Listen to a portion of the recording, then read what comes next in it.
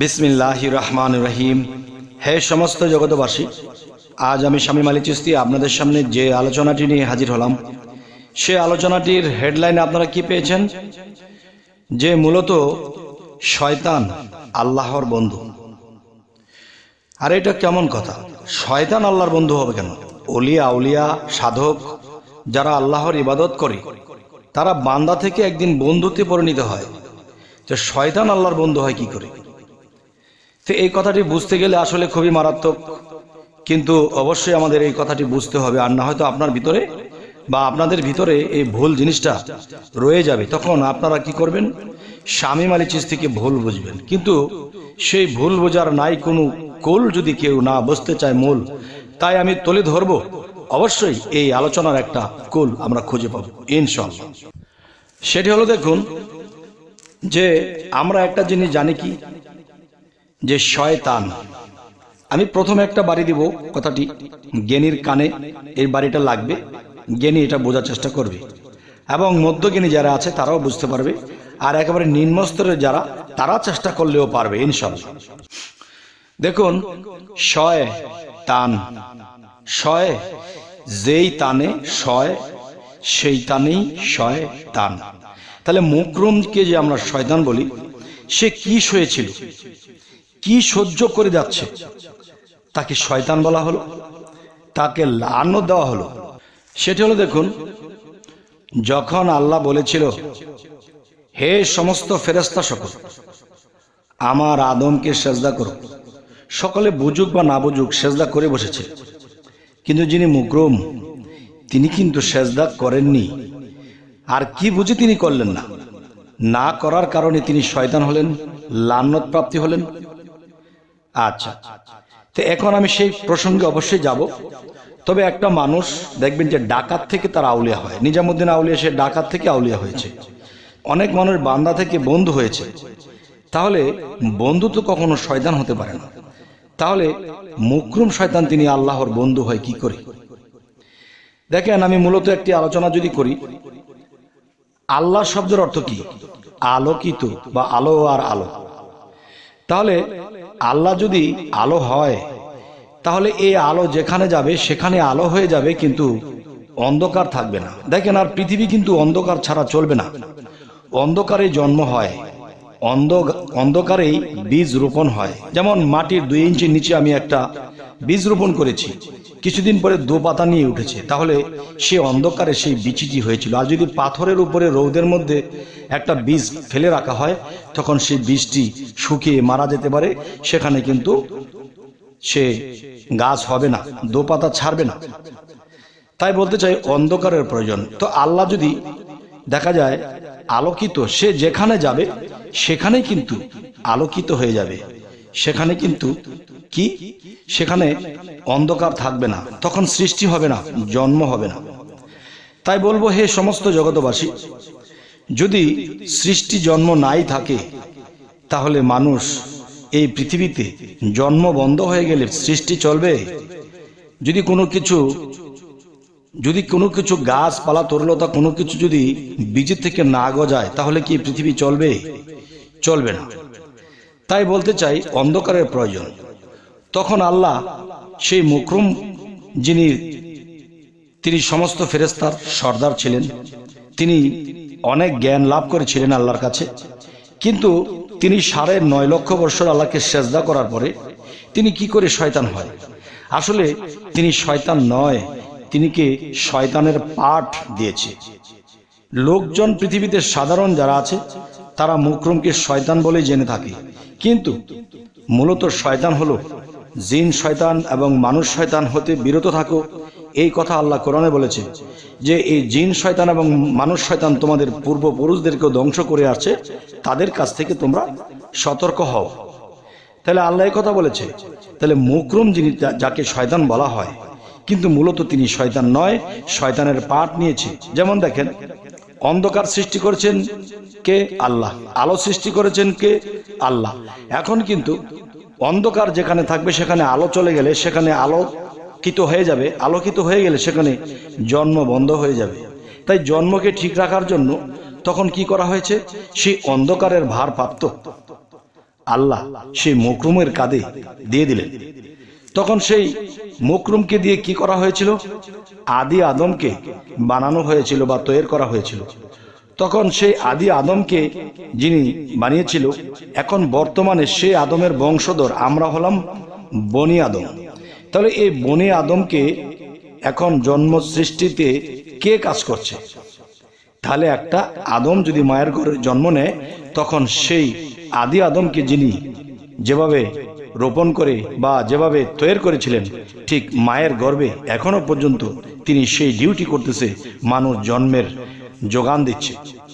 তাহলে তিনি কিন্তু আল্লাহর বড় এক কর্মচারী এবং তলে তলে আল্লাহর বন্ধুত্ব সে অর্জন করে বসে আছে। আপনি বলুন, 9.5 লক্ষ বৎসর আল্লাহকে যদি সেজদা করে থাকে জমিনে, তাহলে তিনি কি করে শয়তান হয়?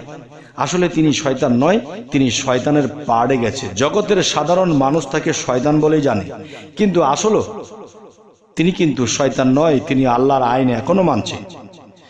তবে দেখেন, 80 বছর 100 বছর একটা মানুষ পৃথিবীতে বেঁচে থাকে, 80-100 বছর বেঁচে থাকার পরে সেই মানুষটি কিন্তু আউলিয়া হয়ে যাচ্ছে, আবার কেউ নষ্ট হয়ে খারাপ হয়ে শয়তান হয়ে যাচ্ছে। তাহলে তিনি 9.5 লক্ষ বছর যাকে ইবাদত করেছে, যাকে সেজদা করেছে, তাহলে তিনি কি করে শয়তান হয়? তাহলে তিনি যদি শয়তানি হতো, তাহলে তাকে বিতাড়িত করিয়ে দিত। তাকে আবার 3টা শক্তি কেন দেওয়া হলো?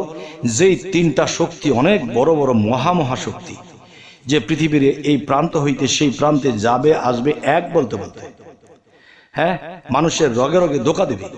তাহলে এরকম শক্তিগুলো তাকে কেন দেওয়া হলো? নিশ্চয়ই সে আল্লাহর কাছে প্রাপ্ত হয়েছে এবং তিনি জন্ম সৃষ্টির কাজে তিনি লাগবে, তাই তাকে এই শক্তি দেওয়া হয়েছে।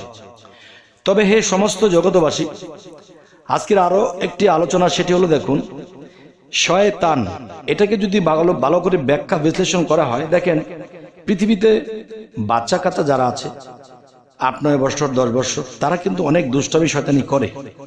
কেউ বলতেছে এই শয়তানি করে কেন? মানে একটা মানুষ আর একটা মানুষকে শয়তান বলে ফেলছে। আসলে কিন্তু মূলত সে শয়তান নয়, এটা তার বয়সের দোষে না বুঝে একটা কিছু করছে। যখন বুঝ আসবে তখন করবে না। আবার কোনো মানুষ জেনে শুনে বুঝে 25-30 বছরের একটা বয়সের লোকও খুব দুষ্টমি, খুব শয়তানি খুব করতেছে, শয়তানি কাজ করতেছে। যে শয়তানি কাজ করে তাকেই কিন্তু শয়তান বলা হয়। তাহলে মকরুম ফেরেশতা 9.5 লক্ষ বছর ইবাদত করে তিনি কি শয়তানি করেছিলেন? কিন্তু জগতে দেখানো হয়েছে তিনি আদমকে সেজদা করেননি। আর তিনি আদমকে সেজদা তাকে করতে বলা হয়েছিল যে আমার আদমকে সেজদা করো। সব ফেরেশতা করলো, তিনি করলেন না। তার মানেটা কি? তার মানে হলো আগে থেকে তাকে টিপ দেওয়া আছে যে তুমি আমার কাছে বা জগতের কাছে শয়তান সাজতে হবে। অন্ধকারের শক্তি, অন্ধকার পরিচালনা করার দায়িত্বভার আমি তোমাকেই দেব। আর তুমি যদি সাথে সাথে আমার কথা অনুসারে সেজদা করে ফেলো, তাহলে আমি কি তোমাকে সেই ক্ষমতা বা সেই শক্তি বা সেই ডিউটি কি তোমাকে দিতে পারবো? তাই আলো আমার সৃষ্টি, অন্ধকারও আমার সৃষ্টি। এখন আলোকে যদি আমি আল্লাহ নিজে পরিচালনা করি, তাহলে অন্ধকার তোমাকে পরিচালনা করতে হবে। কেননা তুমি অন্ধকার থাকবে একদিকে, আরেক দিকে থাকবো আমি আলো। যেখানে আলো থাকবে সেখানে অন্ধকার থাকবে না, আর যেখানে অন্ধকার থাকবে সেখানে আলো থাকবে না। যে কোনো একটা থাকতে হবে। কারণ যেখানে আলো থাকবে সেখানে একটা অন্ধকার ঘরের মধ্যে যদি একটা মোমের বাতি জ্বালানো হয়, সাথে সাথে কি হয়, ঘরটা আলোকিত হয়ে যায়, অন্ধকার পালিয়ে যায়। ঠিক শয়তান এপিঠে বিপিঠে আলো, বা অন্ধকারটি মুকরুমকে যে অন্ধকার দেওয়া হয়েছে সেটি এক পিঠে অন্ধকার, আরেক পিঠে আলো। ঠিক একটা কুপি যদি জ্বালানো হয়, তাহলে কুপির নিচে অন্ধকার আর উপরে আলো। কারণ ওই আবডাল যে ছাওয়া জায়গাটি, সেখানে সেই জায়গাটি হলো কি অন্ধকার। আর সেই অন্ধকারটি যদি না থাকে, তাহলে সৃষ্টি জন্ম ঠিক করে হবে না। তবে হে সমস্ত জগতবাসী, আজকে আপনাদের সামনে এই কারণে আমি আজকে আলোচনাটি করলাম। জগতের মানুষ কিন্তু একটি কথা বলে থাকে, শয়তান এটি করছে, শয়তানে ওই ক্ষতিটা করছে, শয়তানে খারাপটি করছে। দেখেন, সমস্ত খারাপ যা কিছু হয়েছে শয়তান করেছে। শয়তানকে কিন্তু কখনো কেউ দেখেনি। পৃথিবীতে ভালো কিছু যা কিছু হয়েছে সমস্ত কিছু আল্লাহ করেছে। দেখেন, যারা আল্লাহকে দেখেনি তারাও বলতেছে এই ভালো কাজটি আল্লাহ করেছে।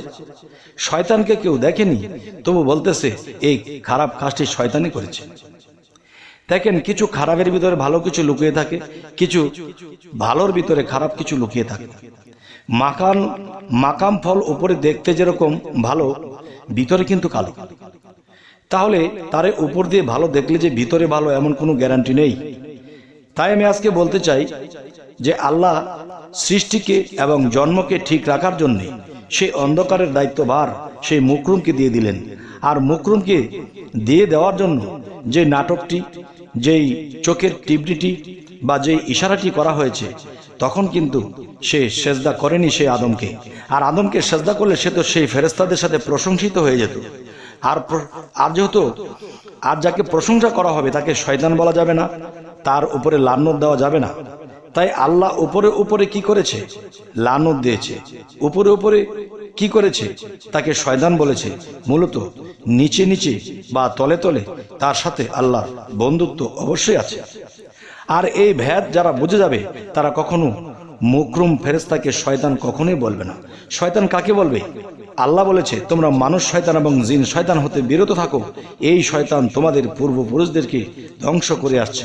তাহলে এই শয়তান দুটোর মধ্যে কিন্তু মুকরুমের কথা বলা হয় নাই। তবে হে সমস্ত জগতবাসী, আরো কিছু গভীর কথা এখানে লুকিয়ে আছে যা প্রকাশ করে বলার মতো নয়। তবে জ্ঞানী গুণী যদি হয় অবশ্যই তারা বুঝে লয়। আর যারা মোটামুটি বুঝে তারাও মোটামুটি বোঝার চেষ্টা করে, একসময় বুঝতে পারে। আর একেবারে নিম্নে যারা, তারা হয়তো এটা বুঝতে চাইবে না, তাদের এই কথাগুলো শুনলে প্যাচের সৃষ্টি হতে পারে। তবে অবশ্যই এই জিনিসগুলো বোঝার জ্ঞান যার হয়ে গেছে, সে চুপ হয়ে গেছে এবং তিনি চিন্তাযুক্ত হয়ে গেছে। তারা একসময় কি করে? আল্লাহর বন্ধুত্ব অর্জন করে নিতে পারে। কারণ যাকে তাকে শয়তান বলবে না। কারণ আমি পৃথিবীতে চলাকালীন কত মানুষকে শয়তান বলি, আসলে সে শয়তান দেখতেছি কিন্তু ভিতরটা তার ভালো থাকতে পারে। আর যাকে ভালো বলতেছি তার ভিতরে খারাপটা থাকতে পারে। তাই শয়তান কেন বলবো? আচ্ছা, তবে আরেকটা বিষয় হলো, আমরা মুকরুম ফেরেশতাকে কখনো শয়তান হিসেবে জানবো না। কারণ তিনি আল্লাহর একটা শ্রেষ্ঠ ডিউটি করেনওয়ালা, আল্লাহর কর্ম করছে, আল্লাহর ডিউটি পালন করছে। যে পৃথিবীতে মানুষ জন্ম নেবে সেই যোগান তিনি এই অন্ধকারে যখন আচ্ছন্ন হয়ে আসে, যখন শিশির পড়তে শুরু করে, তখনই কিন্তু গাছগাছরা সমস্ত কিছু শিশিরের পানিতে ভিজে যায়। এবং সেই শিশিরের পানির যে এর মধ্যে এমন কিছু রাখা হয়েছে যে বীজ গজাইতেছে, ফুল হচ্ছে, ফল হচ্ছে, মানুষ এটা আনন্দ মজা করে খাচ্ছে। তবে হে সমস্ত জগতবাসী, আজকের এই আলোচনা আপনাদেরকে কি বোঝানো হলো অবশ্যই জানাবেন। সামনে কি ধরনের আলোচনা চাইছেন তাও জানাবেন। এবং সকলেই ভালো থাকবেন, আমাদের চ্যানেলটিকে সাবস্ক্রাইব করে রাখবেন। আল্লাহ হাফিজ।